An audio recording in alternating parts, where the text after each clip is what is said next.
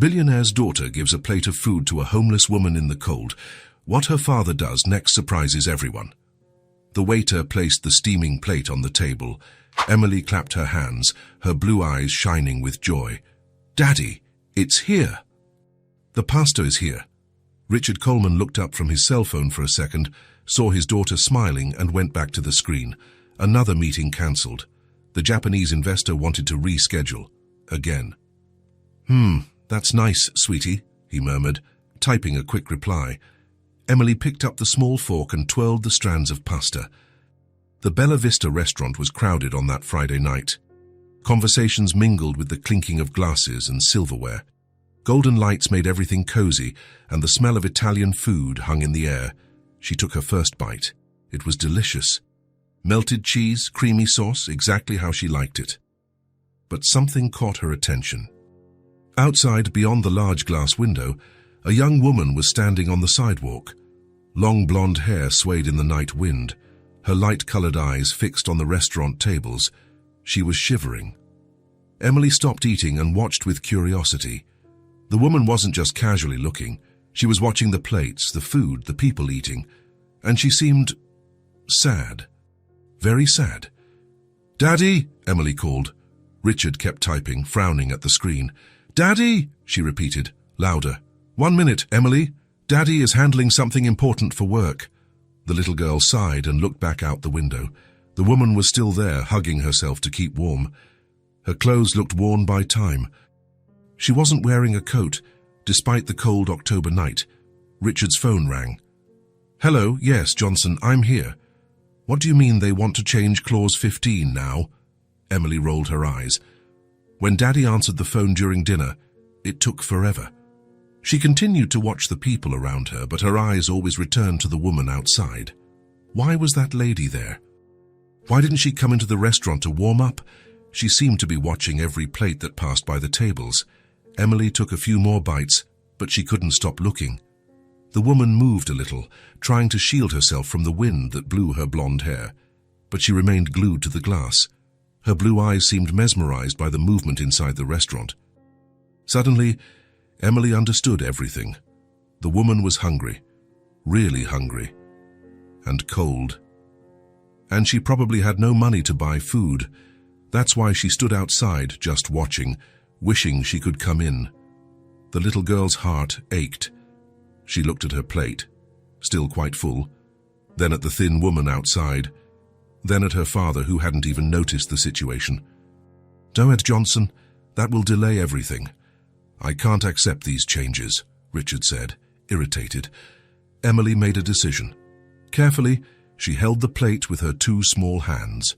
It was heavy and hot. Steam rose from the creamy sauce. She almost spilled it when she got up from her chair, but she managed to keep her balance. "Daddy, I'll be right back," she said softly. Richard waved distractedly, still glued to his phone call. Emily walked slowly between the tables. The plate was heavy for her 5-year-old hands, but she focused on each step. Some adults looked curiously at the little girl carrying food by herself. A couple at the next table smiled, finding the scene cute. The restaurant manager noticed her as she approached the door. "Is everything all right, dear? Do you need some help?" "No, thank you. I'm just going outside for a second." "But it's cold out there, little one. Are you sure?" "Yes, I'm sure." The manager hesitated, but he saw Richard still on the phone and decided to let the girl go. Emily pushed the glass door with her shoulder. The cold night wind hit her face as soon as she stepped onto the sidewalk. It was much colder than she had imagined. The blonde woman turned, surprised to see a child coming out of the restaurant alone, carrying a steaming plate. "Here, eat this. It's warm," Emily said, smiling and holding out the plate. The woman looked at the little girl, then at the plate of pasta, then back at Emily. Her light-colored eyes widened in surprise. What are you doing, sweetie?" "I saw you looking at the food from inside. You're hungry, right?" The woman swallowed hard. Tears began to form in her blue eyes. I can't accept this." "Yes, you can."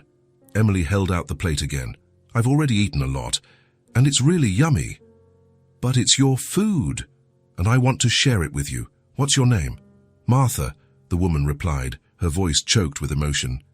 "Hi, Martha, I'm Emily. Take the plate. Go on." "Your hands are shaking."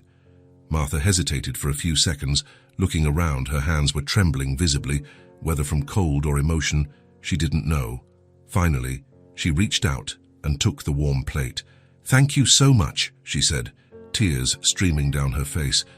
"Thank you so much, little angel." "You're welcome." Emily clapped her hands, happy. "Eat it quickly before it gets cold." Inside, Richard finally hung up the phone and looked up. Emily's chair was empty. He looked around the dining room, searching for his daughter. "Emily!" he called, loud enough for a few people to look over. No sign of her. Richard's heart began to race. Where on earth had she gone? He stood up quickly, nearly knocking over his wine glass. "Emily!" he shouted louder. Now several customers were staring at him. Richard began to walk hastily through the restaurant, checking the restroom, the hallways. "Excuse me," he said to the manager. "Have you seen a little blonde girl about 5 years old?" "Yes, I did, sir." "She went out the front door a few minutes ago carrying a plate." "She went out?" Richard's blood ran cold. "By herself?" Richard ran towards the door, his heart pounding erratically. He pushed the glass door open forcefully and stepped out onto the cold sidewalk. The scene he found left him speechless. Emily was talking to a young woman who was holding her plate of pasta. The woman was crying but smiling at the same time, bringing small forkfuls to her mouth. "Thank you, little angel," Martha was saying, her voice thick with emotion. "You have a beautiful heart." Richard stood still for a few seconds, processing the scene. His little daughter had given her own food to a stranger who clearly needed the meal much more. "Emily," he finally said, approaching them. "You had me worried. What are you doing out here?" "Daddy!" Emily turned to him, beaming. "This is Martha. She was hungry, so I brought her my pasta." Martha immediately tried to give the plate back. "I'm sorry, sir, I didn't ask her for anything. She came up to me." "No, Martha." Emily held the woman's arm. "Ja, the food is yours now," Richard observed Martha. She looked to be in her early 30s, blonde hair that must have once been well cared for, kind but tired blue eyes. Her clothes were clean, but worn from use, and she was shivering from the cold. Something stirred in Richard's chest. "You're not giving the plate back," he said, surprising himself. "Ah, but how about eating somewhere warmer? It's very cold out here." Martha hesitated. I don't have any money to pay."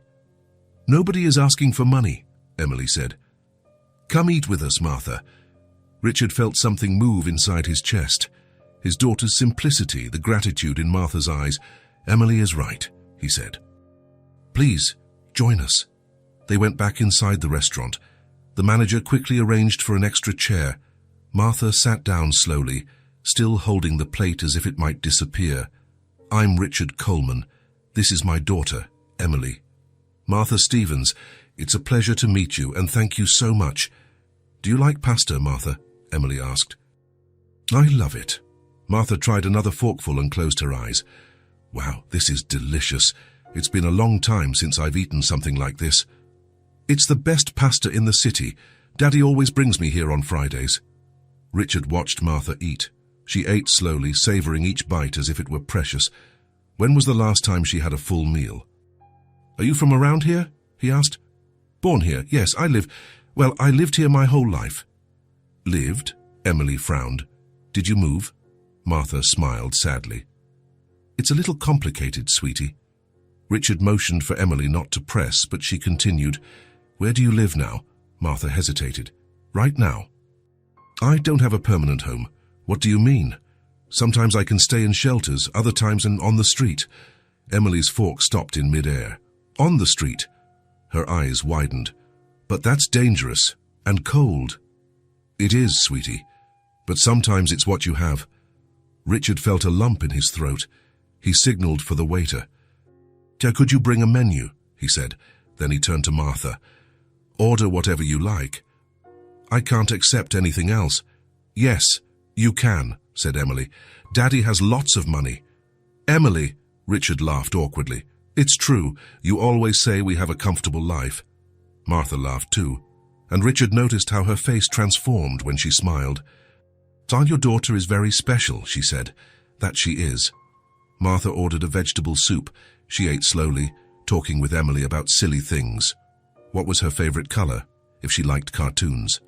"And you, Martha?" Richard asked. "What did you do before your current situation?" Her face lit up. "I owned a restaurant. It was small, but it was mine. I made comfort food, lasagna, cakes, pies." "You know how to cook," Emily perked up. "I do. I learned from my grandmother.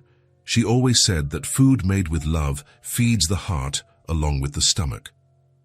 "What a beautiful saying. And where was your restaurant?" Sadness returned to Martha's eyes. "It was on Oak Street. It was called Taste of Home, but it closed about 6 months ago." "Why?" Richard asked. "The economy got tough. People stopped coming. I tried to hold on as long as I could, but the debts kept piling up. Rent, suppliers." Her voice cracked. "I lost everything, literally everything." Emily held Martha's hand. "That's so sad. You must have been very upset." I still am. That restaurant was my dream, you know. I worked for years to open it, and in a few months, poof, it was all gone." "Do you have any family who can help?" Richard asked. "I don't have anyone. My parents died when I was a teenager. I was raised by my grandmother, but she passed away 3 years ago.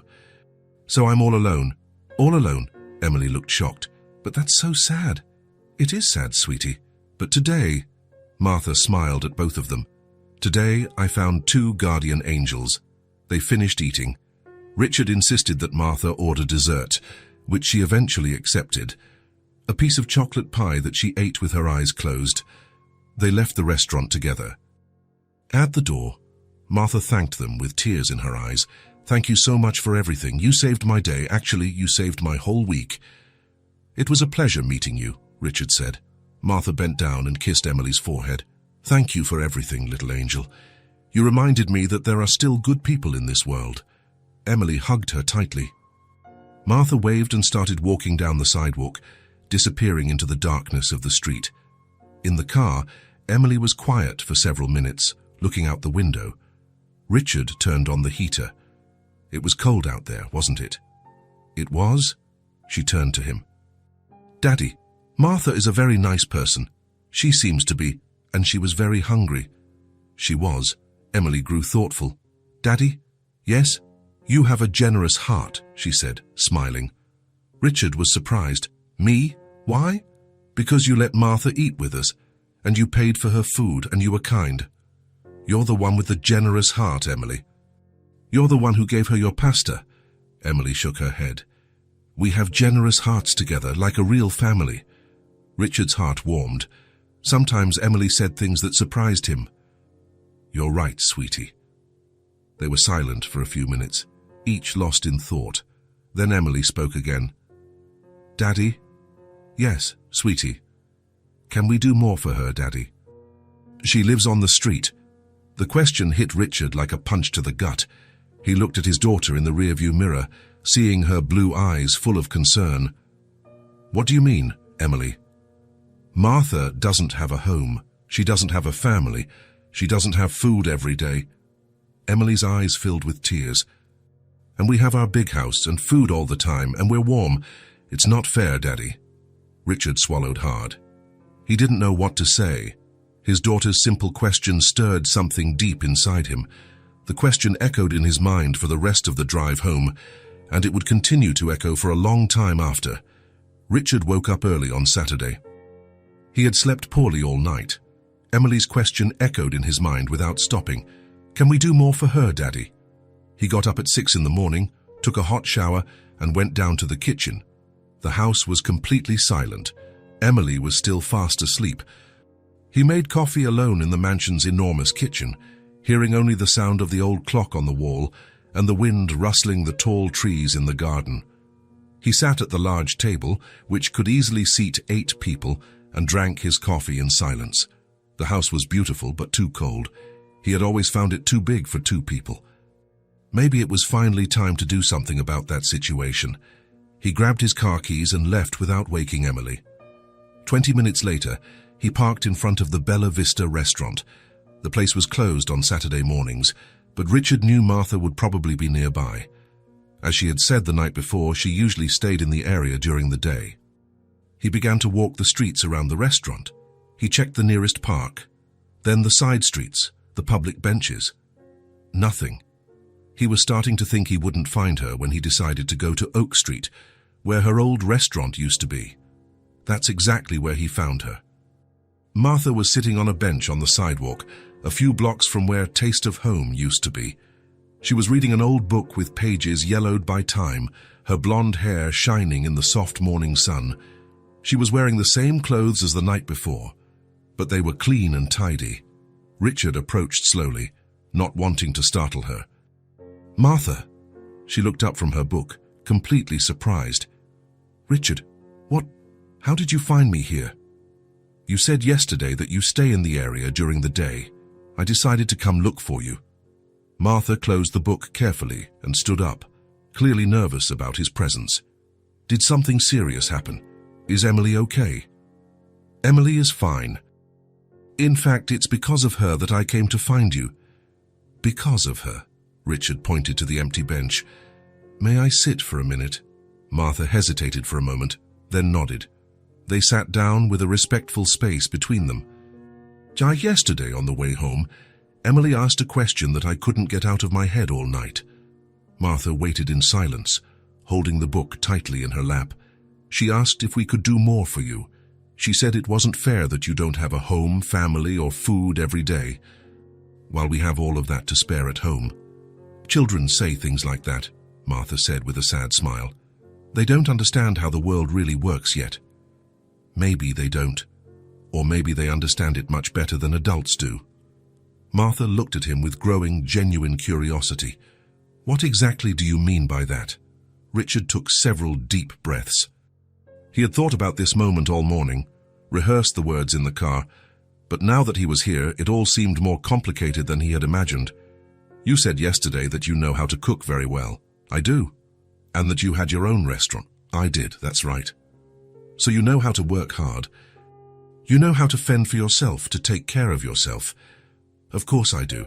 I'm just in a very difficult situation right now, but I'm not lazy or a freeloader." Richard turned to look her directly in the eyes. "Would you like to work at my house as a housekeeper?" "With room and board included and a fair salary." Martha blinked several times in a row, as if she hadn't quite understood the words. "I'm sorry. What?" "I have a very large house. Too large for just 2 people, actually. It has several empty bedrooms, a huge kitchen we barely use, rooms that stay closed most of the time, and I work too much. I don't have time to take care of the house as I should." Martha continued to look at him without saying anything, the book clutched to her chest. "You would have your own large bedroom with a private bathroom, all meals included, a fixed salary every month. And Emily would love to have you around. She hasn't stopped talking about you since last night." Are you being completely serious right now?" "Completely serious." Martha ran a hand through her blonde hair, clearly trying to process the completely unexpected offer. "But Richard, you barely know me. You barely know who I really am. I know enough to make this decision. I saw how you treated Emily yesterday. I saw the genuine gratitude in your eyes. I saw that you ate slowly, savoring each bite as if it were precious. And Emily has an incredible instinct for recognizing truly good people." "Richard, I really don't know what to say right now." "Then just say yes." Martha laughed softly, but tears were forming in her light blue eyes. "Are you absolutely sure about all this? You won't regret it later. I'm completely sure." Martha was silent for a long moment, looking at the book in her hands, then at the street where her old restaurant was, then back at Richard. "Okay," she said, her voice choked with emotion. "I accept your offer." Richard smiled for the first time since he had woken up that morning. "Perfect. Shall we go get your things then?" Martha laughed again, but this time with much less sadness. "I don't have any things to get. Everything I own in the entire world is in this bag right here next to me." She pointed to a small, old canvas bag resting on the bench. "Then let's go straight home." The Coleman mansion was in the most affluent and expensive neighborhood in the city, an imposing 2-story house with extensive, well-manicured gardens, a 4-car garage, a large pool in the back, and a complete outdoor kitchen area. Martha looked out the car window the entire way, impressed by the size and elegance of the houses. "Oh, my goodness, Richard, your house really is huge. It's too big, I've always thought so. My wife wanted a house like this when we bought it, so we bought it. After she passed away, I never seriously thought about moving." "Was Emily born in this house?" "She was, but she and I basically just live on the ground floor. The upstairs bedrooms are hardly ever used for anything." They entered through the imposing and elegant front door. The entrance hall had a very high ceiling, a polished white marble staircase, and expensive paintings on the walls. All very beautiful and extremely elegant, but as cold as a museum. "Emily!" Richard called out. "Come downstairs. I have a special surprise for you." They heard footsteps running upstairs, then down the marble staircase. "Daddy, you left so early. I didn't see when you—" "Martha!" Emily appeared in the hall, still in her pink pajamas, her blonde hair a complete mess from sleep. When she saw Martha standing there, her blue eyes widened with pure joy. "Martha! What are you doing at our house?" "Your father offered me a job here," Martha said, opening her arms to welcome the little girl. "A job, here at our house, for real." "That's right," Richard confirmed, smiling at his daughter's radiant happiness. "Martha is going to work here with us and live here too," Emily shouted with joy and ran to hug Martha with all her might. "Really? You're going to live here with us?" "If you'll both have me," Martha said, returning the tight hug. "Of course we will. It's going to be the most amazing and wonderful thing in the whole world."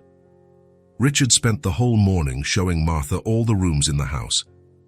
The kitchen was indeed huge, with a large central island, a double oven, a gigantic refrigerator, and every modern and expensive appliance imaginable. The living room had expensive leather sofas and an ornate marble fireplace. The dining room could easily seat 12 people. "And we usually order takeout or heat up frozen things from the supermarket," Richard explained, a little embarrassed by the situation. "I don't have time to cook, and Emily will eat anything I put in front of her."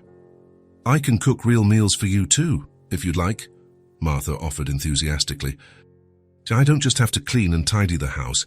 That would be absolutely fantastic. Emily would love real homemade food every day." They went up to the second floor of the mansion. Richard showed her 3 huge guest bedrooms, all with private bathrooms and beautiful, expensive furniture that looked like it had never been used. "Choose whichever one you prefer. They are all completely available." Martha chose the middle room, which had a very large window with a beautiful view of the well-kept backyard garden. The room was significantly larger than the entire apartment where she had lived before losing her restaurant. "It's absolutely perfect," she said, placing her small bag on the king-size bed. "Good, tomorrow we'll go out to buy clothes and everything else you need," Richard said. "You don't have to bother." "Yes, I do. It's part of our agreement." Emily spent the rest of the morning completely attached to Martha. She showed her all her favorite corners of the house, her toys scattered around her room, her large collection of books, her drawings carefully stored in a special folder. Martha listened to everything with genuine interest, asking curious questions and laughing at the girls' animated stories. At lunchtime, Martha insisted on cooking something special. "Let me see what you have in that big fridge of yours." She found fresh eggs, cheese, ham, ripe tomatoes, and a few other vegetables. In just half an hour, she prepared perfect omelettes, golden and creamy, served with a fresh, colorful salad. "Wow, Martha," said Richard, taking a careful first bite. "This is absolutely delicious. It's 1,000 times better than those tasteless frozen things we always eat," Emily declared enthusiastically. "I promise to cook real homemade meals for you every day," Martha said, smiling. In the afternoon, Emily ran to get her entire collection of colored pencils and a stack of white paper. "I'm going to make a very special drawing for you, Martha." They sat together at the large living room table. Emily put her all into the drawing, a large house with 3 smiling people in front, a tall man with dark hair, a blonde woman in a blue dress, and a little girl right in the middle of them. Below she wrote in still crooked but very careful letters, "My new happy family." Martha held the drawing with the utmost care. It's beautiful, Emily. It's the most beautiful drawing I've ever seen in my whole life. I'll keep it forever. Really and truly, really and truly, I'm going to put it on my bedroom wall today. Emily clapped her hands, completely radiant with happiness. At night, Martha completely outdid herself for dinner. She prepared roast chicken seasoned with fresh herbs, golden roasted potatoes, steamed colorful vegetables, and a simple homemade chocolate cake for dessert. The dining room table, which was rarely used, was set with a beautiful tablecloth, porcelain plates, and even lit candles. "Martha, you didn't have to go to so much trouble," said Richard, genuinely impressed. "It's not trouble when you do it with love and pleasure," she replied, smiling. During the delicious dinner, Emily made a special request. "Martha, tell me a cool story." "What kind of story would you like to hear?" "Any kind. Do you know how to tell cool stories?" Martha smiled with motherly affection. "My grandmother used to tell me wonderful stories when I was little, like you. I can tell you one she always used to tell." "Tell me, please." Martha began an enchanted story about a very brave princess who, instead of running from scary dragons, helped them solve their difficult problems and became great friends with them. Emily listened completely fascinated, asking curious questions and offering creative suggestions for the story. Richard also found himself paying attention, relaxed in a way he hadn't felt in a long time. When it was time for Emily to go to bed, Martha naturally offered to accompany her. "Can I brush my teeth in your bathroom, Martha?" "Of course you can, sweetie. Feel free to use it any time." Richard stayed in the living room and heard joyful laughter coming from upstairs.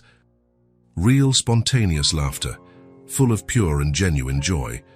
It had been far too long since he had heard that wonderful sound filling the empty hallways of the house. When Martha came down, she found Richard in the living room trying to read work reports. Did Emily fall asleep quickly? She fell asleep super fast. I think she was exhausted from all the excitement of the day. Richard put the papers aside, giving up on work completely. "Martha, thank you so much for all of this, for accepting the offer, for being so affectionate with Emily, for bringing new life into this house. Thank you, Richard, for giving me this incredible opportunity when I needed it most. I don't even know how I'll ever be able to repay so much generosity. You're already repaying it perfectly. Just look at how different the house is today. It's full of life." Martha looked around the room attentively. It was true.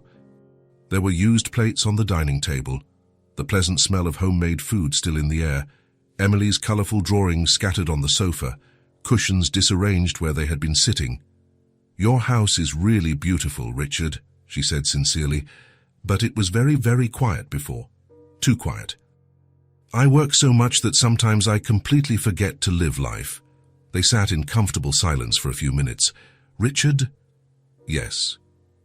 "Can I ask about Emily's mother? You don't have to answer if you don't want to talk about it." "She passed away when Emily was only 2, a very aggressive cancer. It was all very fast and difficult." "I'm so sorry. Those were very difficult years for both of us. Emily barely remembers her, unfortunately. I tried to be both a father and a mother, but work consumes too much time." Martha stood up gently. "I'll let you finish your work. Thank you again for everything, Richard." Martha went up to her new room. She placed Emily's drawing on the nightstand and lay down on the softest bed she had ever slept in. For the first time in 6 long months, she didn't have to worry about where she would sleep the next day. Downstairs, Richard put away the reports without finishing any of them. He went up to say goodnight to Emily and found her fast asleep, hugging her favorite teddy bear. There was a serene smile on her little face. He passed by Martha's room. The door was ajar and he saw a small light on. She was organizing her few belongings and hanging Emily's drawing on the wall, just as she had promised she would. Richard went to his own room, smiling genuinely. The house was different. It had life again. It had human warmth. The Coleman mansion, once cold and silent, was finally breathing with life again. On Monday morning, Martha woke up at 6. She had slept better than she had in months, but the habit of waking up early remained. She went down to the kitchen and found Richard already dressed, drinking black coffee and looking at his phone. "Good morning," she said shyly. Good morning, Martha. Did you sleep well? Very well, thank you. Richard finished his coffee quickly. I have a meeting at 7:30. Emily wakes up at 7. She usually has milk with cereal. I'll leave some money on the table for you to order food for lunch. I can cook, Martha offered, if you have the ingredients. The fridge is full. Help yourself. He left in a hurry. Martha was left alone in the huge kitchen. She opened the refrigerator and sighed. It was full of expensive products, but nothing went together. Imported cheeses, wines, sophisticated pâtés, but nothing for a simple meal. At 7 o'clock sharp, Emily came downstairs in her pajamas, rubbing her eyes. Good morning, Martha. Good morning, sweetie. How about a special breakfast today? Emily's face lit up. What are you going to make? Martha looked at the available ingredients. How about pancakes? I have flour, eggs, milk. I've never had real pancakes, only the frozen kind. Martha smiled. Then today will be your first time. She mixed the batter while Emily watched, fascinated. The sweet smell of the first pancake on the griddle filled the kitchen. Wow, that smells so good, Emily said, bouncing in her chair. Martha served 3 golden pancakes with honey. All done? Emily took the first bite and her eyes lit up. Martha, this is so yummy. It tastes like happy food. Happy food. Yes, it makes you happy on the inside when you eat it, Martha laughed. Happy food. I like that name. For lunch, Martha prepared a simple grilled cheese sandwich with tomato soup. Emily ate everything, once again declaring it was happy food. That evening, when Richard got home from work, he found the table set in the kitchen, not in the formal dining room, but at the small, cozier kitchen table. What's this? He asked, surprised by the smell. Martha made a real dinner, said Emily, running to hug him. And it's not sad food like always. Sad food. That frozen stuff, Martha makes happy food. Richard sat at the table. Martha served a simple dish, grilled chicken with herb-seasoned rice and a fresh salad. Martha, you didn't have to. It was my pleasure. Richard took the first bite. The flavor surprised him. It was simple, but perfect. The chicken was tender, the rice flavorful without being overpowering, the salad fresh and crisp. This is very good, he said sincerely. Really? Really? I haven't eaten something like this in a long time. Emily clapped her hands. I told you. Happy food. On Tuesday, Martha woke up even earlier. She went to the market with the list Richard had left, but she bought different ingredients. Instead of gourmet products, she bought simple things: ripe tomatoes, onions, garlic, fresh herbs. She made a full breakfast, creamy scrambled eggs, golden toast, and cut fruit. Emily ate everything, talking about the drawings she would make for Martha during the day. For lunch, she prepared a colorful omelette with vegetables. Emily helped break the eggs. Can I stir it? Of course, you can. Emily stirred the batter with excessive care, her tongue sticking out in concentration. I'm making happy food too. Yes, you are, sweetie. In the evening, Martha went the extra mile. She made a simple beef stew with potatoes and carrots. The smell filled the entire house. Richard arrived and stopped at the kitchen door. What's that smell? Stew, said Martha, stirring the pot. It smells like Grandma's house. Emily laughed. Martha cooks like a grandma, food that hugs your tummy. During dinner, Richard ate more slowly than usual. My Martha, where did you learn to cook like this? From my grandmother, like I said. She used to say that good food doesn't have to be complicated, it just needs to be made with care. She was right. Did you really like it? I know you're used to expensive restaurants. That's exactly why. Sometimes you forget that simple food can be the best. Emily nodded vigorously. Happy food is better than fancy food. The rest of the week followed the same pattern. Every morning, Martha woke up early and prepared a homemade breakfast.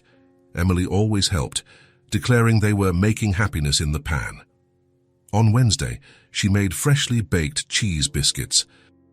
Emily stood at the oven door waiting for them to rise. They're getting chubby, she said, laughing. Just like you'll get if you eat too many, Martha joked. I don't care. I want to get chubby from happy food. On Thursday, She prepared a simple chocolate cake for dessert. Emily helped lick the bowl. Martha? Yes? Why is your food different? Different how? It makes us want to stay together. The food before made us eat quickly and go do other things. Martha stopped stirring the batter. Maybe because I make it thinking of you two. What do you mean? When I cook, I think about how much you'll enjoy it. If it will make you happy. Emily hugged Martha's waist. That's why it's happy food, because it has love inside. On Friday, Richard came home from work early. He found Martha and Emily in the kitchen, making cookies. Emily had flour on her nose and was smiling radiantly. "Daddy, look what we made!" Richard watched the scene. The kitchen was an organized mess. Dirty bowls in the sink, flour on the counter, but the smell was incredible. And Emily was happier than he had seen her in a long time. "Did you two have fun?" "A lot," said Emily. "Martha taught me how to make heart shapes." Richard looked at Martha, who was wiping her hands on her apron. "Thank you," he said softly. "For what?" "For making Emily smile like that." "For making the house smell like a home." Martha smiled, blushing. "It's just food." "It's not just food, it's—" He paused, searching for the right words. "It's care." During dinner that night, Richard ate even more slowly. The dish was simple, grilled fish with mashed potatoes and steamed green beans, but every bite tasted of home, of family. "Well, Martha." "Yes." "Can I ask you a personal question?" "Of course." "In your restaurant, did you cook like this too?" Martha thought for a moment. "I did, but it was different." "How so?" "There, I cooked for customers. Here, I cook for you." "It makes all the difference in the world." Emily, who was more interested in making mountains with her mashed potatoes, looked up. "What's the difference?" "When I cook for you, I put a little piece of my heart in every dish." Richard felt something stir in his chest. How long had it been since someone cooked for him like that? How long had it been since he'd eaten something made with so much care? "The food is yummy because you like us," Emily asked. "I'm liking you more and more every day," Martha said sincerely. Emily smiled, satisfied. "So it's going to get yummier and yummier." "Because we like you more and more too." Richard watched the two of them and realized something had changed in his house. It wasn't just the food, it was the feeling of belonging, of mutual care, of a family forming naturally around the table. For the first time in years, dinner wasn't just a necessity. It was a moment of connection, warmed by the love Martha put into every meal. Happy food, as Emily called it. And it truly was. It was a Thursday night. Emily had fallen asleep early after a day full of playing in the garden. Martha was finishing washing the dinner dishes in the kitchen when Richard appeared at the door. "Can I help?" "It's almost done," she said, drying her hands on a towel. "Just need to put these pots away." Richard came closer and started putting the plates in the cabinet. They worked in silence for a few minutes, a natural rhythm they had developed over the past few weeks. "Martha?" "Yes?" "Would you like some tea or coffee?" She looked at him, surprised. Usually, after dinner, Richard went up to his office to work. "Sure, tea would be nice." Richard put water on to boil while Martha finished wiping down the counter. He seemed nervous, fidgeting with the cups unnecessarily. "Is everything okay?" she asked. "Yes, it is. I just wanted to talk." They sat at the small kitchen table with their steaming mugs. The house was quiet, with only the sound of the clock on the wall and the wind outside. "Martha, can I ask you a question?" "Of course. How do you feel living here? Truly, you can be honest." Martha stirred her tea, thoughtful. "I feel at home, for the first time in a long time. Even as an employee. I don't feel like an employee. I feel part of something." Richard nodded, looking into his mug. "I'm glad to hear that. Why?" Because I know what it's like to not have a place to belong." Martha looked at him attentively. There was something different in his voice. "What do you mean?" Richard took a deep breath. "Can I tell you something I've never told anyone?" "Of course you can. I wasn't born rich." Martha blinked, surprised. She glanced around the luxurious kitchen, then back at him. "What do you mean?" "I grew up in a very poor neighborhood on the other side of town. My mother was a cleaner. My father left when I was 6. "Really? Really?" "We lived in a tiny apartment, with leaks in the ceiling and cockroaches in the kitchen." Martha leaned forward, interested. "And how did you get here?" Richard smiled sadly. "Luck. And good people who helped me along the way." "Tell me more."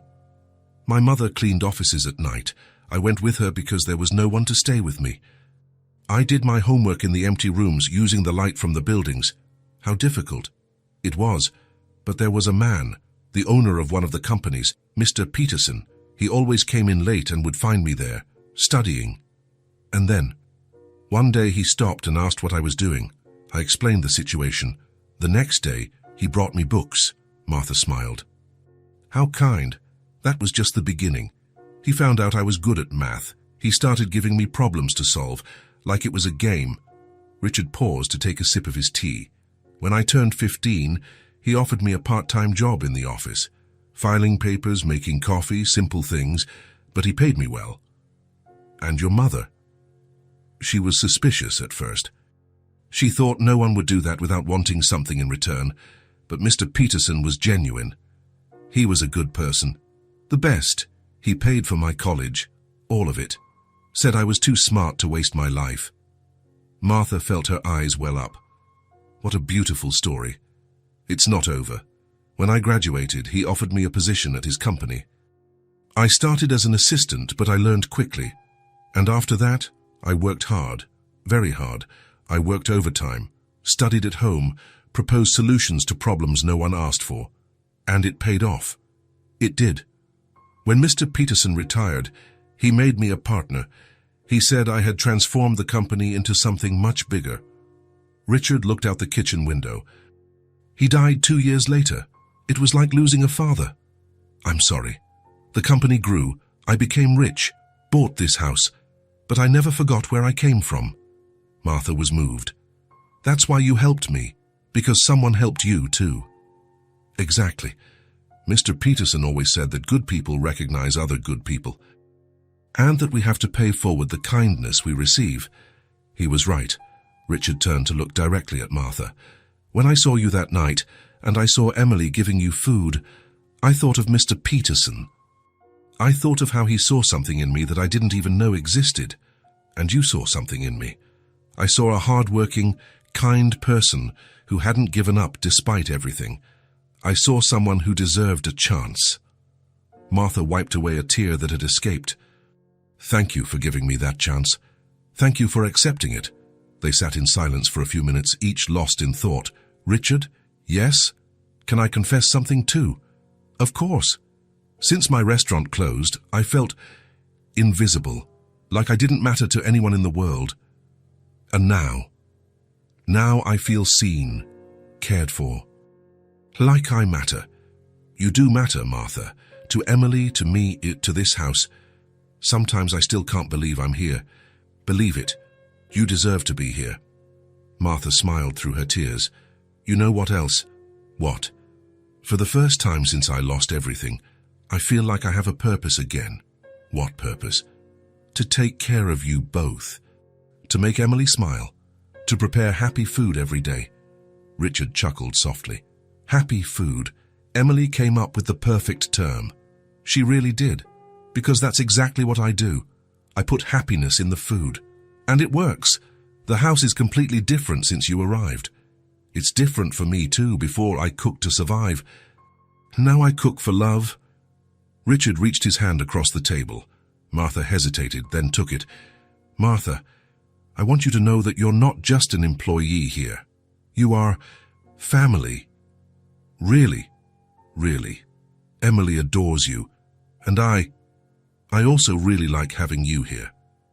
I like being here too, a lot." Then it settled. "This is your home." "Our home." Martha squeezed his hand. "Thank you, Richard, for everything, for seeing me, for giving me a chance, for making me feel like I belong somewhere again. Thank you for bringing life into our home, for taking care of Emily, for teaching us what happy food is." They laughed together. "I think Mr. Peterson would be proud of you," said Martha. "I think so too. He always said that true success is measured by the kindness we spread." "Then you are very successful." "We are being successful together." Martha stood up to wash the mugs. "Martha." "Yes." "Thank you for listening to me. It's been a long time since I've talked about my story. Thank you for trusting me. Always." That night, Martha went up to her room feeling lighter. She finally understood why Richard had been so kind to her. It wasn't pity, it was recognition. It was someone who had been through hardship recognizing another person in the same situation. Richard felt different too. Sharing his story with Martha had created a new connection between them. It was no longer just boss and employee. It was a partnership, a chosen family, united by mutual understanding. The next morning, when Martha came down to make breakfast, she found a note on the table. "Martha, thank you for the conversation last night. Today I want you to choose what we have for dinner. Anything that makes you happy, R." She smiled, tucking the note into her pocket. She was going to prepare her grandmother's favorite dish. Happy food for a family that was learning to be happy together. Martha woke up on a Saturday morning with a different feeling in her chest. It had been 3 weeks since she had arrived at the Coleman's house, and for the first time in a long time, she woke up without the familiar tightness of anxiety in her stomach. She went down to the kitchen and found Emily already awake, sitting at the table with her colored pencils spread all over. "Good morning, sweetie. You're up early today." "Good morning, Martha. I'm drawing the breakfast you're going to make." Martha laughed, looking at the paper. Emily had drawn perfect pancakes with strawberries on top and drops of honey dripping down the sides. "How did you know I was going to make pancakes?" "Because it's Saturday, and Saturday is Martha's special pancake day." Martha looked closer at the drawing. Emily had put great care into every detail, even drawing steam rising from the pancakes and a smiling sun in the corner of the paper. "It's beautiful, Emily. You're very talented. I'm going to hang it on the fridge when I'm done, so everyone can see you make the most beautiful food in the whole world." Something warmed Martha's heart. How long had it been since someone valued her work in the kitchen so much? In the restaurant, people ate quickly and left. Here, Emily turned every meal into a small celebration. She began to prepare the pancakes while Emily finished her drawing. The girl chattered non-stop about her plans for the day, about the books she wanted Martha to read to her, about the games they could invent in the garden. "Martha?" "Yes, sweetie?" "You're the best cook in the whole city. Actually, in the whole country." Martha smiled, flipping a golden pancake on the griddle. "Thank you, Emily.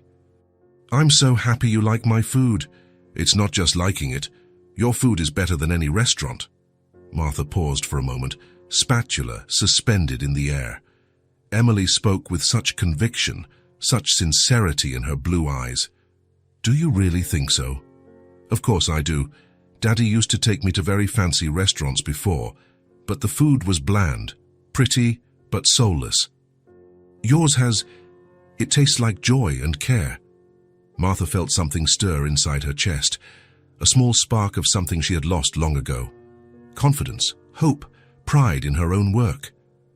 "Tastes like joy," she repeated, smiling genuinely. "I really like that description. It's true. When I eat your food, I feel happy inside. Like I have good butterflies in my tummy." Richard came down a few minutes later, finding the kitchen filled with laughter. Emily was telling a funny story about a crazy dream she had, where all the pancakes in the world gathered to have a big party on the moon. "Good morning to you both," he said, observing the scene with growing affection. "Daddy, look at the drawing I made of Martha's food." Richard examined the paper carefully, feigning a serious analysis.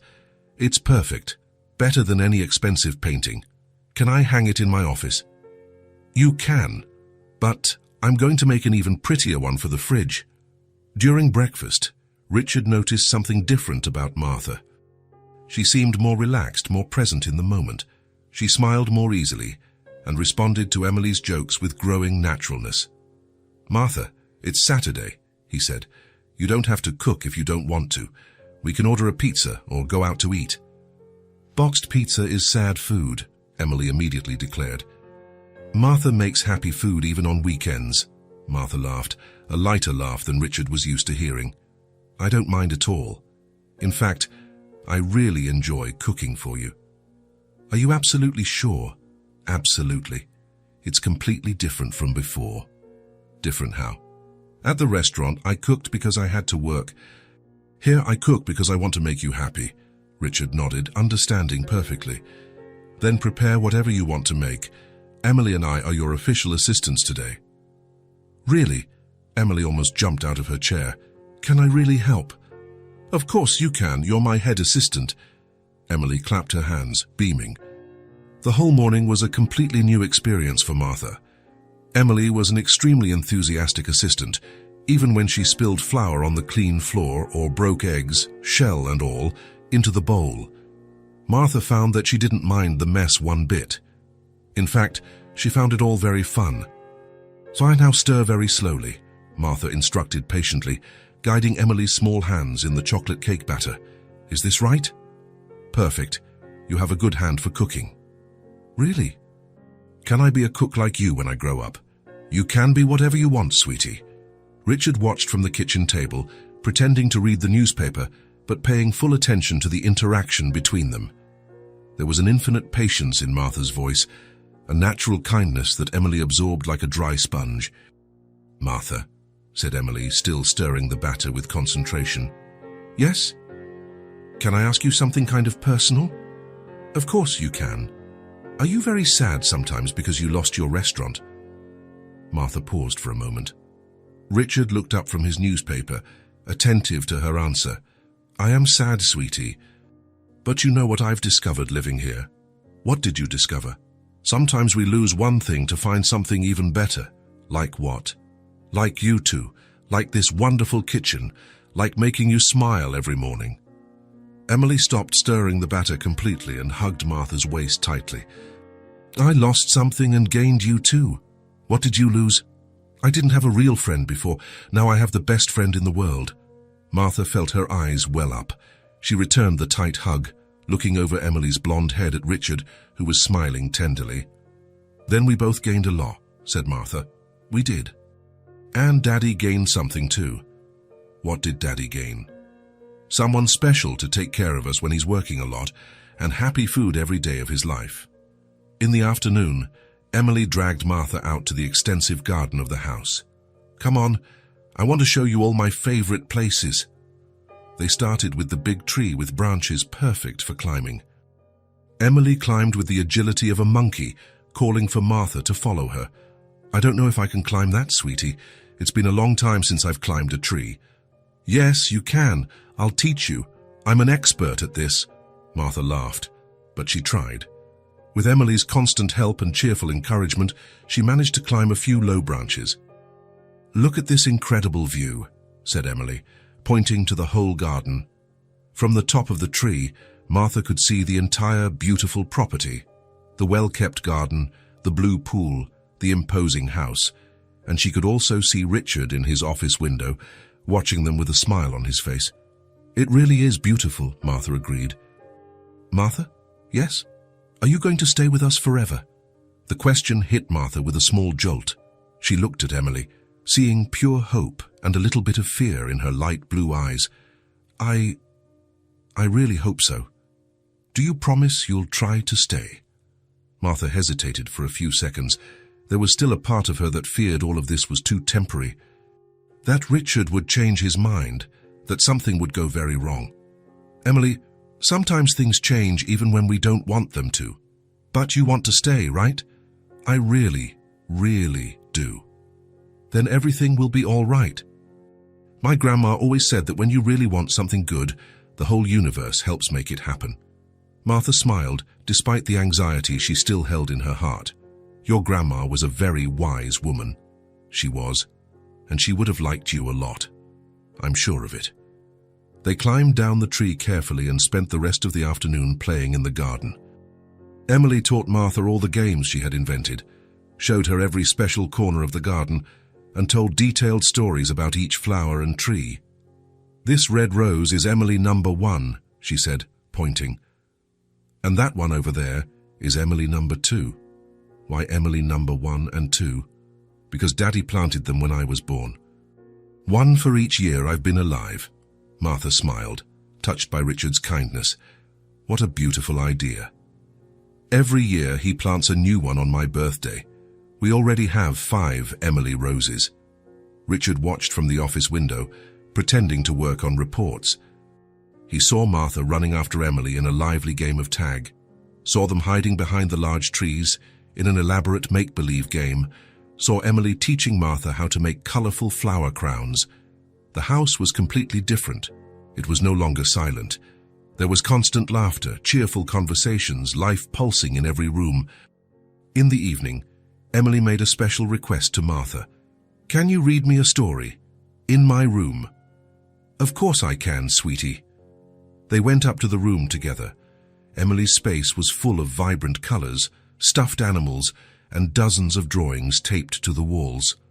Martha sat comfortably on the bed, while Emily chose a book. "To this one," she said, picking up a book about a brave girl who lived in a magical forest full of talking animals. Martha began to read in a soft voice, but Emily soon interrupted her. "Martha, you read differently than Daddy." "Different how?" "Daddy reads the words that are written. You tell the story as if it's really happening in front of us." Martha smiled with affection.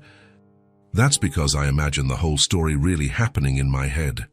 That's why it's 1,000 times more interesting and exciting."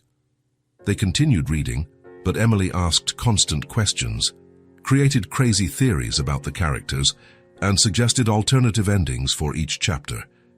Martha realized the girl didn't want the story to end because that would mean it was time for bed. "Emily will read more tomorrow, I solemnly promise." "Do you really, truly promise?" "I truly promise." Emily snuggled under the soft blankets. "Oh, Martha."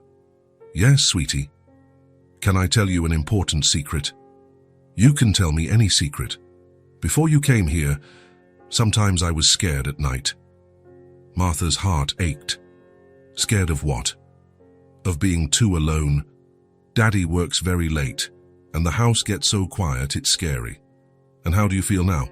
"Now I'm not scared at all. Because I know you're nearby, taking care of us. I'll always be nearby, sweetie, always." Emily smiled, closing her blue eyes. "Good night, Martha. Thank you for being part of my family." Martha left the room with her eyes misty with emotion. In the hallway, she found Richard waiting. "How is she?" "Sleeping like an angel." "Richard." "She called me family again, and that's exactly what you are to us. Sometimes I still can't completely believe I'm here." Richard walked her to the stairs. "Martha, can I make an observation?" "Of course you can. You are completely different from the day you arrived. More alive. More present." "What do you mean?" "When you got here, you were always tense, as if you were expecting something bad to happen at any moment. Now you laugh naturally, you play, you seem much more relaxed." Martha thought for a long moment. "It's because for the first time in a long time I feel genuinely loved. You are very loved. By Emily, by me, by this whole house. Thank you for giving me this chance when I needed it most, Richard. Thank you for accepting our offer, for bringing so much joy into our lives." They went down to the living room together. Richard served warm tea for both of them. "Martha, can I ask you something personal?" "Of course you can." "What do you plan for the future?" "From now on?" The question made Martha tense up again. "What do you mean exactly?" "Do you plan to stay here with us, or are you making plans to open another restaurant?" Martha stirred her tea nervously, avoiding looking directly at him. I'm still very afraid to make big plans." "Afraid of what?" "Afraid that everything will go wrong again." "Afraid of losing everything again." Richard nodded, understanding completely. "It's natural to be afraid after everything you've been through. It's just that when I lost the restaurant, I lost much more than a business. I lost my identity, my self-esteem, my faith in the future." "And how do you feel now?" "Now I'm starting to believe again. Very slowly, but I am." "What are you believing in?" "That I can be good at something. That I can make a real difference in someone's life. That I deserve to be happy." Richard smiled sincerely. "You make a big difference, Martha. In Emily's life, in mine, in this whole house. Sometimes it still feels like a dream that's too good to be true. Then I'll remind you every day that it's completely real." Martha smiled, feeling lighter. "Thank you for everything. We're a family now." Families always support each other. That night, Martha went up to her room thinking deeply about the word family. Emily had called her family. Richard had too. For the first time since she had lost everything, she had a real place in the world where she belonged. She looked out the window at the garden where she had played with Emily that afternoon. She saw the tree they had climbed together, the flower bed where they had made flower crowns, the space where they had run and laughed until they were breathless. Maybe Emily was right. Maybe when you really want something good, the universe really does conspire to help it happen. Martha smiled at her reflection in the dark window. She was still afraid of the future, still carried painful scars from the past. But for the first time in a long time, she had real hope. And hope, she discovered in that moment, was the first ingredient of happy food. Martha put more effort into dinner that Thursday than ever before. She had woken up with a special inspiration and decided to prepare something truly exceptional. Grilled salmon with a crust of fresh herbs from the garden, creamy mushroom risotto she had learned from an Italian chef years ago, and a colorful salad with a special dressing that her grandmother kept as a family secret. For dessert, she prepared chocolate lava cakes with artisanal vanilla ice cream. Richard arrived home from work earlier than usual and stopped at the dining room door, completely impressed. The table was set as if it were a five-star restaurant, with lit candles, fresh flowers from the garden in the center, and the best dishes in the house. "My God, Martha, this is absolutely incredible." Emily ran to hug him, jumping with excitement. "Daddy!" Martha made a real food party. "Everything smells like heaven on earth." "You didn't have to go to so much trouble," Richard said, but Martha could see the genuine pleasure in his eyes. "I wanted to do something special today," she replied, a little shy but proud of the result. "But why? Is it a special occasion?" Martha blushed slightly. "Just because you deserve special things every day." During dinner, Richard ate with a different kind of attention, savoring each bite slowly. He made detailed comments about the perfect seasoning of the salmon, the ideal creaminess of the risotto, the harmonious balance of flavors. "Martha, this is on the level of the best restaurants in the city," he said, genuinely impressed. "In fact, it's better than most. Better than any restaurant in the whole world," Emily declared with absolute conviction. "Martha's food has real soul." Martha smiled, but Richard noticed something different in her expression. There was a complex mix of pride and melancholy, as if the compliment brought back both good and bad memories. "Faze, where did you learn to make risotto like this?" he asked. "I worked with an Italian chef for a while when I was setting up my restaurant. He taught me a few secrets. And the salad dressing. My grandmother's recipe.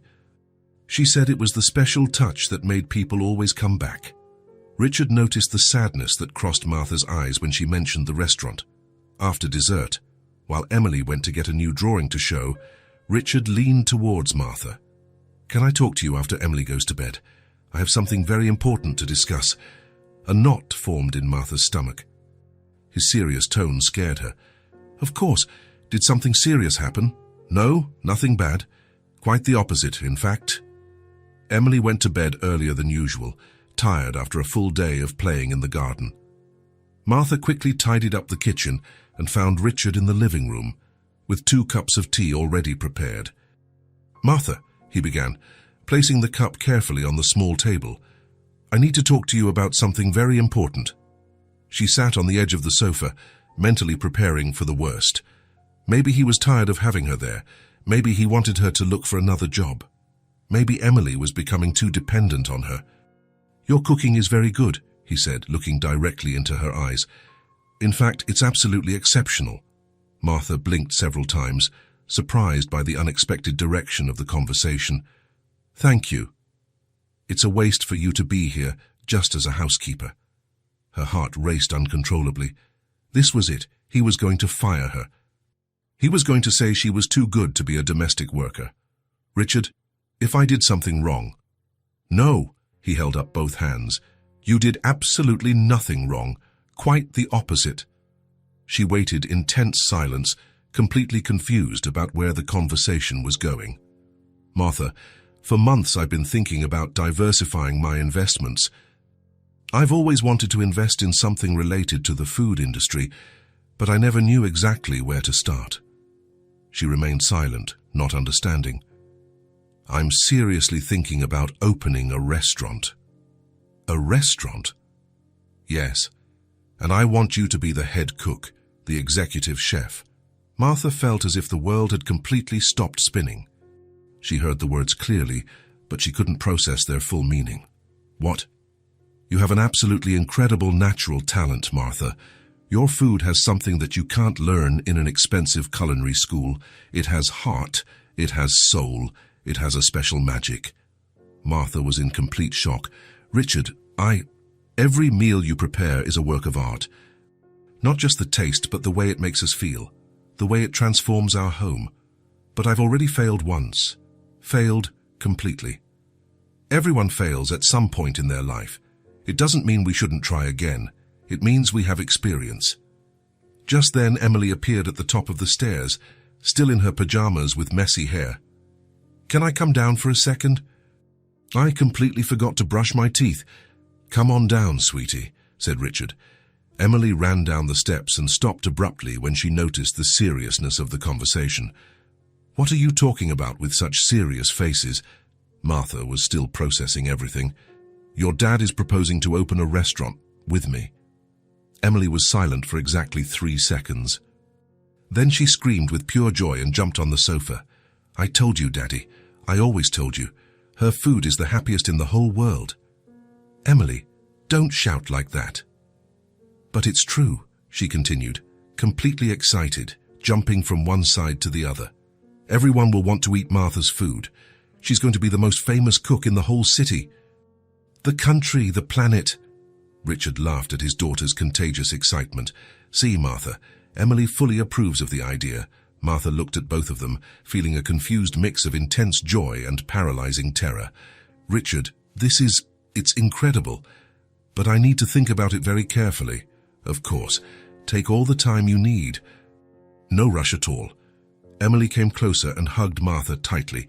You're going to say yes, right? Please, please, please. I'll think about it very carefully, sweetie. But you want to, right? I can see it in your eyes that you really want to. Martha felt her eyes well up. Emily was right. She wanted to, a lot, desperately. But the fear was infinitely greater than the desire. Yes, I want to, she admitted in a low voice. But I'm very scared. What are you scared of? Emily asked innocently. That everything will go wrong again. That night, Martha couldn't sleep a wink. She lay in bed staring at the dark ceiling, her mind spinning in endless circles without stopping. Her own restaurant again. The chance to go back to doing what she loved professionally. The opportunity to have a real business, to be independent, to achieve her dream a second time. But she also vividly remembered everything she had lost the last time. She remembered the terrible day she had to lay off her last employee. His tears, a young man with a pregnant wife and bills to pay. She remembered calling the suppliers, one by one, with a choked voice, explaining that she couldn't pay the outstanding bills. She remembered the horrible meeting with the property owner, where she signed the papers that officially closed Taste of Home. She remembered leaving the completely empty restaurant for the last time, carrying only a small box of personal belongings. She remembered crying alone in her car, knowing she had disappointed everyone who believed in her. She got up at 4 a.m, giving up on sleep completely. She went down to the kitchen, made chamomile tea, and sat at the table, watching the silent garden through the window. What would happen if she failed again? Richard would lose all the money he invested because of her, and worse still, he would lose the trust he had in her. Emily would lose the admiration she showed for her every day. And her, could she emotionally survive another devastating failure?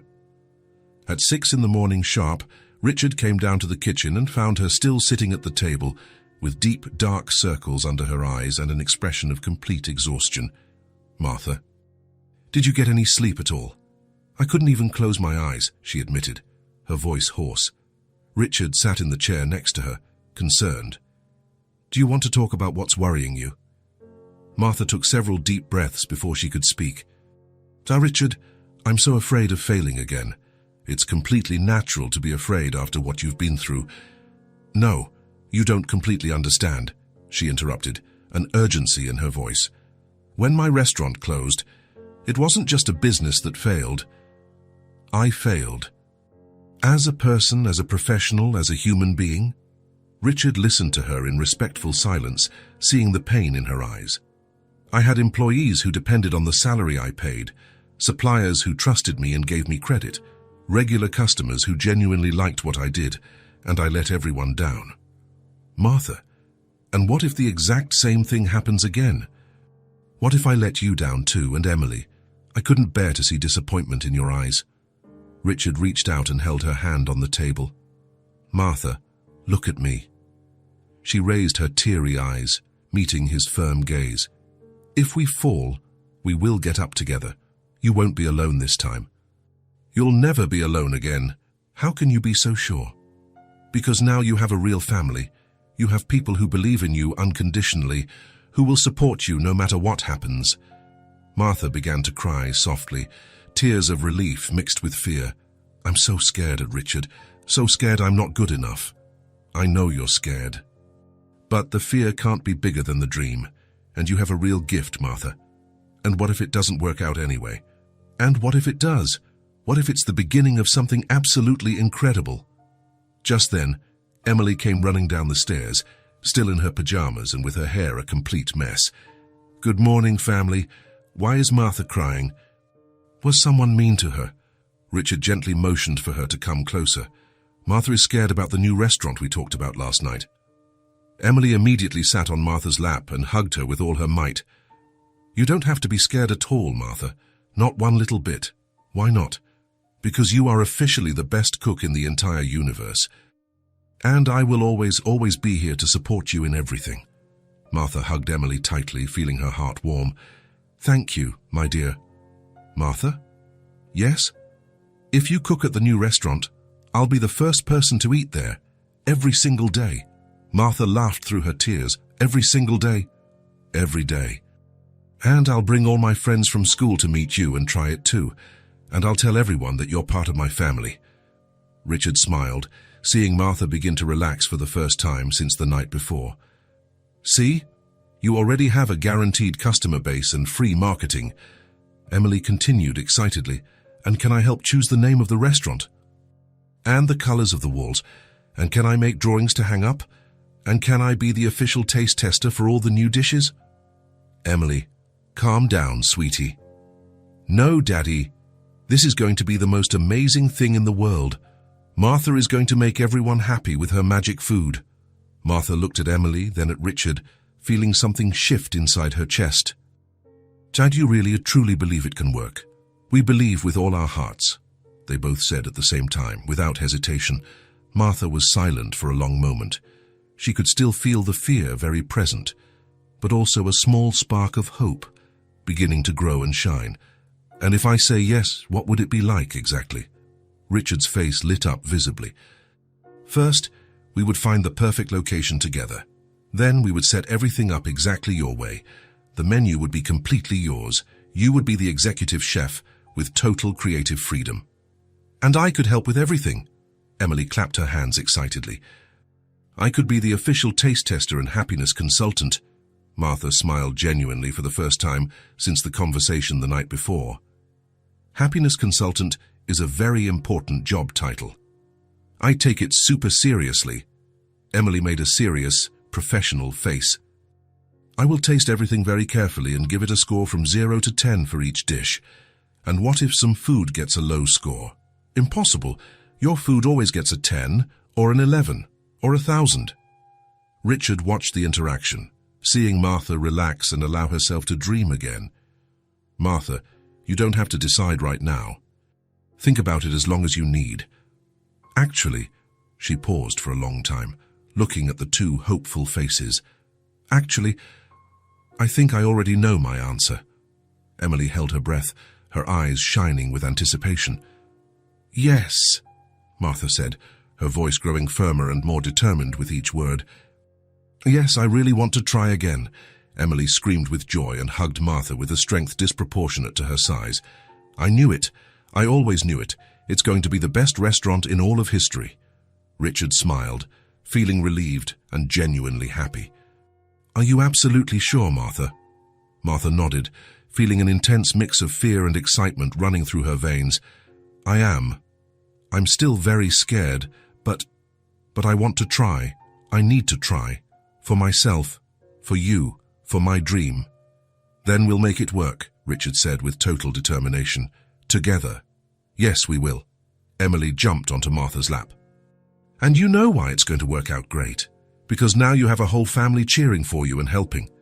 Martha hugged Emily tightly, looking at Richard over the girl's blonde head. "Thank you," she whispered, emotional, "for believing in me when I couldn't believe in myself." "We will always believe in you," Richard said with sincerity. "Always and forever." In that special moment, sitting in the cozy kitchen with the two people who had become her true family, Martha felt something she hadn't felt in years: real, solid hope.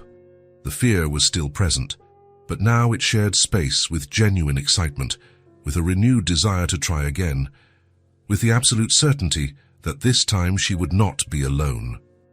This time she had a family, she had people who believed in her unconditionally, and maybe that was exactly the special ingredient that had been missing from the recipe the first time.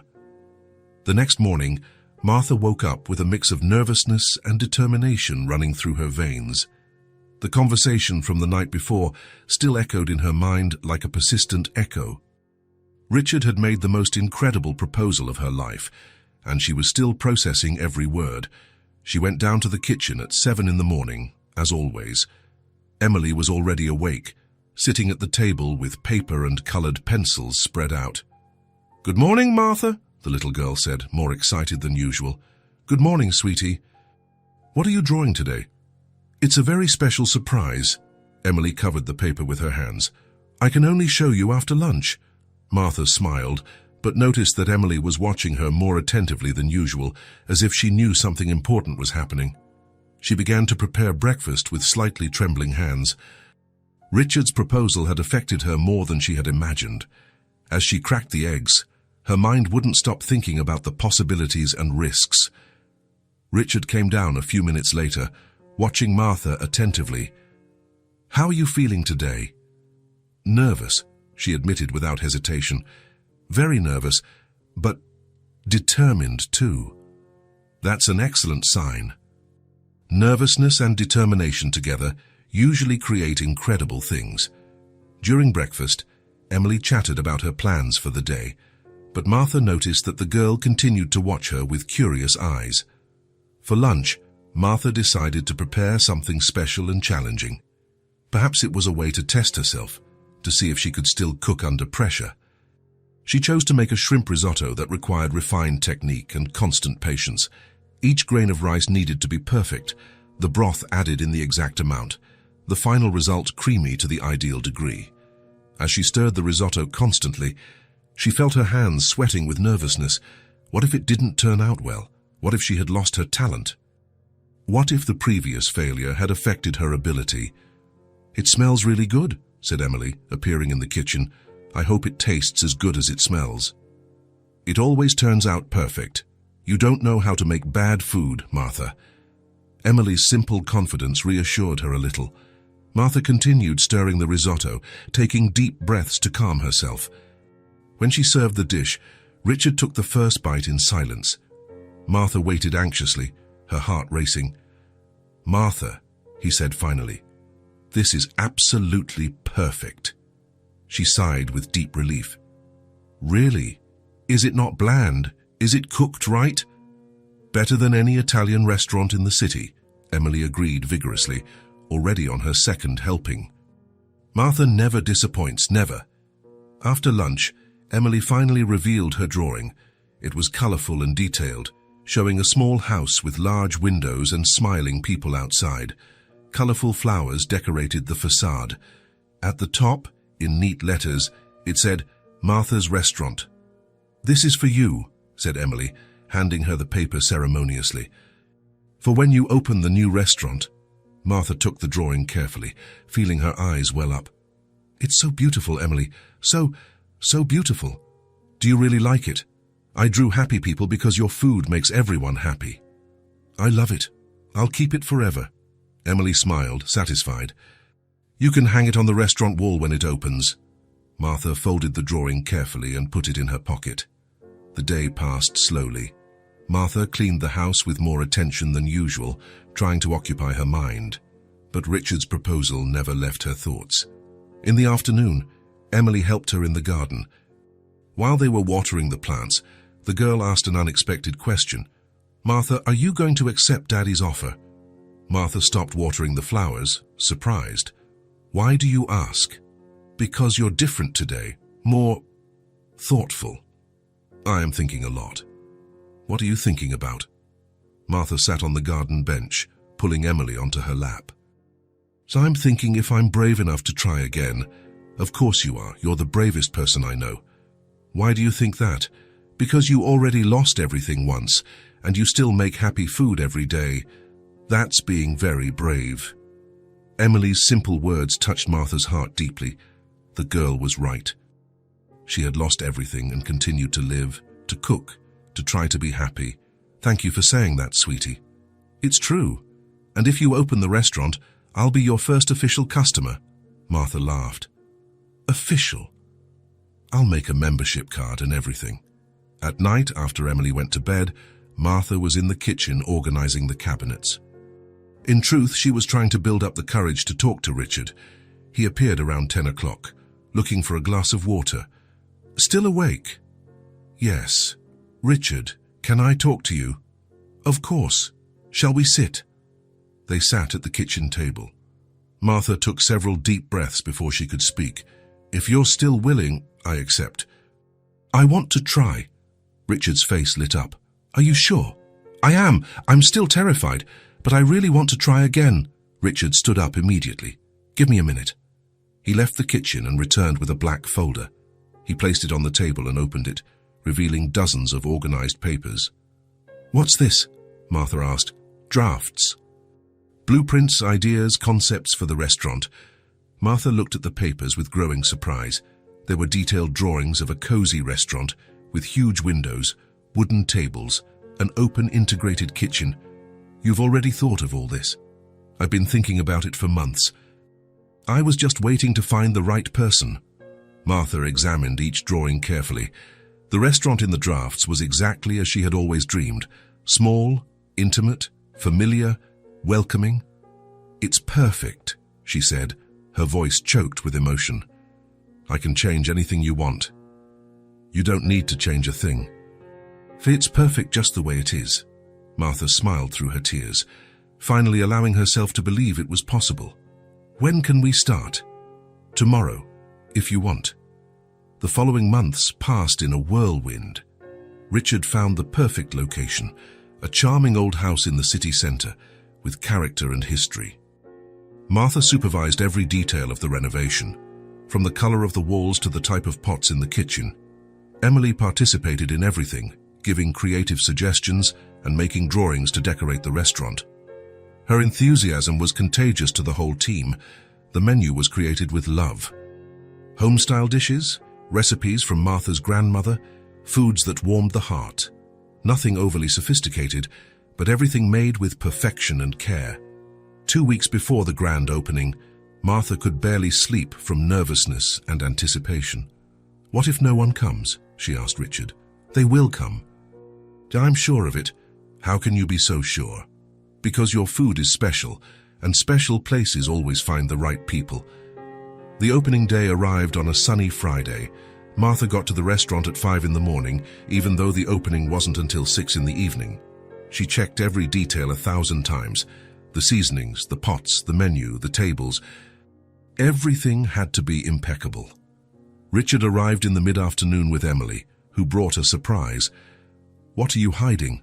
Martha asked. "My opening gift," said Emily, showing a hand-painted sign, "Happy food made here." Martha knelt and hugged the little girl, emotional. "It's perfect. We'll hang it at the entrance." At 6 o'clock sharp, they opened the doors. To Martha's surprise, there was already a small line outside. The first customers came in curious and left enchanted. The food was exactly what they expected. Delicious, homemade, made with care. The dining room slowly filled up. The smell of home-cooked food hung in the air, mixed with the cheerful buzz of conversations and laughter. Emily ran between the tables with contagious joy, showing the menu to everyone and explaining that Martha was part of her family. "Try the risotto," she would say to the customers. "It's the best in the universe." The sincere compliments began to pour in. "This tastes like home," said an elderly lady, moved. "I haven't eaten anything this delicious in years," commented a young couple. "It's like my grandmother is cooking," whispered a woman, with tears in her eyes. Richard watched everything from a table in the corner, proud and happy. His gamble had paid off. Martha was truly special. Behind the counter, Martha heard every compliment with a racing heart. Tears of emotion threatened to fall, but she had to focus on the kitchen. Around 9 o'clock, when the rush slowed down, she was finally able to leave the kitchen and observe the dining room, still full of happy people. Richard approached with a huge smile. "How are you feeling?" "I can't believe we did it," she said, wiping away her tears. "You did it, Martha." Martha looked around, seeing Emily talking to customers, seeing people smiling as they ate. "If it weren't for you two, I would never be here," she said with gratitude. "Thank you for believing in me when I didn't believe in myself." Emily ran to them and hugged Martha tightly. "Now everyone has happy food," she shouted, radiant. Martha hugged the little girl, looking at Richard over her blonde head. "Thank you," she whispered once more. "Thank you," he replied, "for making our dreams come true." That special night, when they closed the restaurant, the three of them sat at an empty table. Emily had fallen asleep in a chair, exhausted from so much running and talking. "Martha," said Richard, watching his sleeping daughter, "do you remember the first night we met? Like it was yesterday. Emily gave you her plate of pasta on the cold street. And it changed my life forever. It changed ours too." Martha smiled, watching Emily sleep peacefully. Who would have thought that a simple plate of pasta could change 3 entire lives? "The best things always start simple," said Richard. Martha agreed, looking at the silent restaurant around them.